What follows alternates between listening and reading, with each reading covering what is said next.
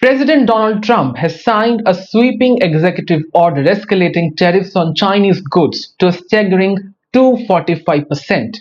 His administration says it's a retaliation for China's alleged role in the fentanyl supply chain and its refusal to compromise in the previous trade rounds. This isn't a sudden move though. Tariffs have been ramping up since Trump first took office. But this latest spike marks a new peak in an already tense trade war with the China. And China, well unfazed at least publicly, they have responded with their own tariffs and warned that they are not afraid of an economic showdown.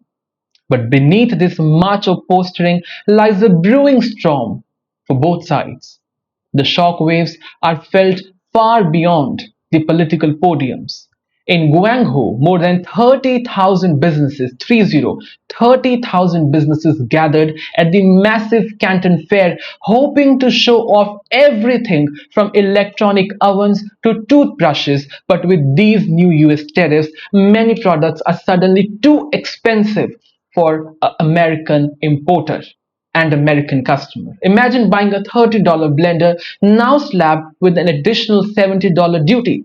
US retailers cannot simply pass the cost to the customers. Result, orders are stalling, deals are dying, and goods are piling in the warehouses. Chinese small businesses, especially those dependent on the United States demand, are feeling the squeeze. Some are looking to Europe or Russia or new markets. Others are leaning on China's vast domestic consumption itself. But many are simply stuck.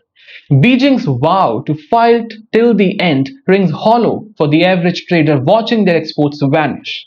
The trade war may be political up top, but down below it's deeply personal. And for the thousands who depend on cross-border commerce, it feels like the lights are going out. Here is the twist. America's not walking away unscattered either. US chip maker Nvidia, a leader in AI tech, just announced it will lose a whopping 5.5 billion US dollars after the Trump administration tightened export rules to China. The restrictions now bar Nvidia from selling its powerful H20 AI chips that China was eagerly buying up. Nvidia shares tumbled by some 6%. This isn't just one company's pain, it's a red flag for the entire US tech industry. AI is the gold rush of this decade, and Nvidia was selling the shovels. But now, one of its biggest customers is off limit.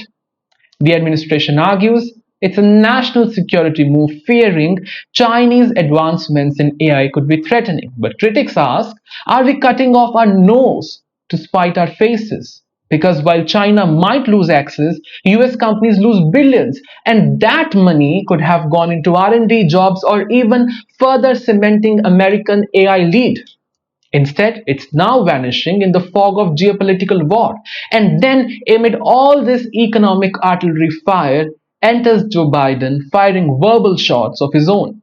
In his first public speech since leaving office, the former president didn't name Trump directly, but the message was loud and clear. From gutting the social security systems to freezing university funds, Biden accused the Trump administration of breathtakingly destructive.